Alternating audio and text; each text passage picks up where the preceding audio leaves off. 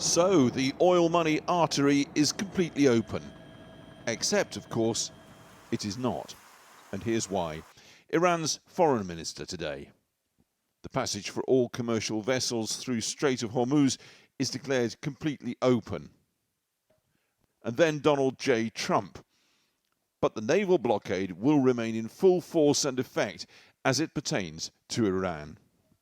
So as of now, viewed from the bridge of a British tanker, passage through Hormuz looks somewhat different from what an Iranian vessel will meet. Cue Iranian officials not a couple of hours later saying if the US blockade persists, that's a ceasefire violation and will shut the strait. Hoopla on Wall Street on the initial news, oil falling 13%, but market events matter rather less than market trends, i.e. the strait staying open. To that end, France and Britain chairing a conference in Paris today on the future policing of the strait, with around 40 nations dialing in. I can confirm that along with France, the UK will lead a multinational mission to protect freedom of navigation as soon as conditions allow. This will be strictly peaceful and defensive as a mission to reassure commercial shipping and support mine clearance. But Trump wasn't done. In his haste to escape the war he started, another diktat to Israel. Yesterday he imposed a ceasefire on Israel. Today he ordered them to stop bombing Lebanon. Just like that. Boxed into an even tighter corner by his best buddy, Israel's Prime Minister left tonight complaining about what he calls unfinished business in Lebanon. But I say honestly, we have not yet finished the job. There are things we plan to do regarding the remaining rocket threat and the drone threat, which I will not detail here. However, we have an additional goal, and that is the dismantling of Hezbollah. After Trump's no bombing order and in clear breach of the ceasefire, Israel killed at least one person in a drone strike in southern Lebanon today. Nature today seemingly passing comment on all this. Tel Aviv skyline smudged out by a dust storm. Hard indeed then to see a clear way forward to a lasting ceasefire in Lebanon. The Israelis saying they won't pull their forces back 1 inch from the land they've occupied there. The Lebanese government saying that has to happen. And this today from Hezbollah's parliamentary bloc. They're saying the country, Lebanon, has entered what it calls an extremely dangerous phase in accepting direct talks with Israel and saying it remains committed to confronting Israeli aggression. So tonight, ceasefires, oil prices down, Hormuz open, except when it's shut. But tomorrow? Alex Thompson. Well, in Lebanon, the ceasefire between Israel and the Iran-backed militant group Hezbollah appears to be holding. And some of the roughly 1 million people displaced by the war have begun to return to their homes. But Israeli forces still occupy several towns and villages near the border and have warned residents not to return there. From Beirut, our Foreign Affairs correspondent, Porrick O'Brien, reports. As the clock struck midnight in Beirut, for a time at least, the sound of war replaced by celebratory gunfire. People rejoicing over a reprieve, a chance to return home, rather than celebrating a lasting peace, as announced by Trump in capital letters yesterday. This morning we joined the thousands moving south, as some of the million-plus displaced by the Israeli offensive went back to survey the remnants of their homes, in largely Shia, Hezbollah-supporting neighborhoods. احنا ما بنركع ابدا ما بنركع رجعنا منتصرين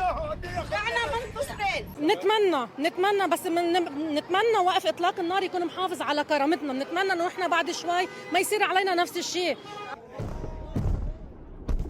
Yesterday, the area around Nabatea in the south was being bombarded, as we experienced.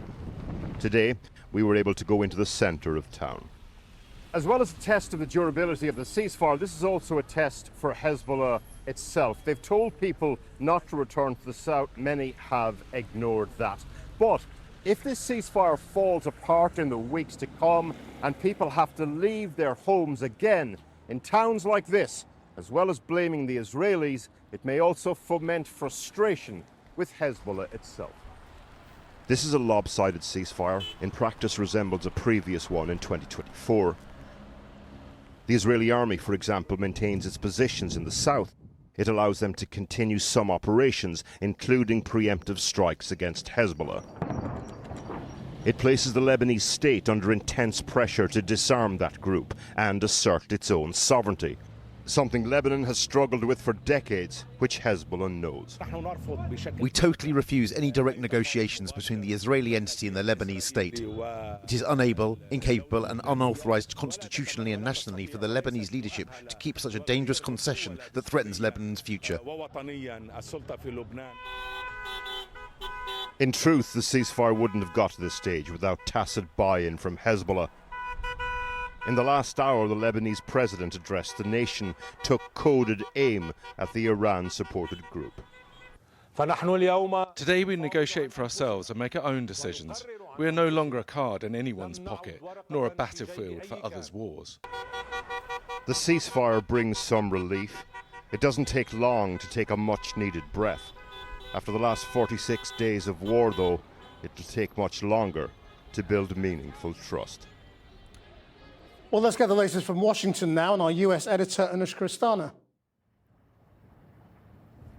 Thank you. So look, Donald Trump has repeatedly said that his priority in all of this with Iran is nuclear capability. He said that was priority number 1, 2 and 3. But we can see now that those have shunted backwards. You can see it in his stream on social media that the number 1 priority is now absolutely reopening the Strait of Hormuz. Because for all Donald Trump says Iran has had no cards, it has shown us that it has one big one by holding the world economy hostage by closing the strait. I remember speaking to one energy analyst who said they had caused the worst energy crisis the world has ever seen, worse than the oil shocks of the 1970s. So clearly, reopening, if that is what is happening, is a positive thing. Donald Trump has described it as a great and brilliant day for the world, says they will not now close it again. As you say, the oil price dropped, but it has edged up a bit because of that uncertainty, and it's much worse than it was before the war because there is a long-term impact to all of this. I was speaking to diplomats in the Gulf who said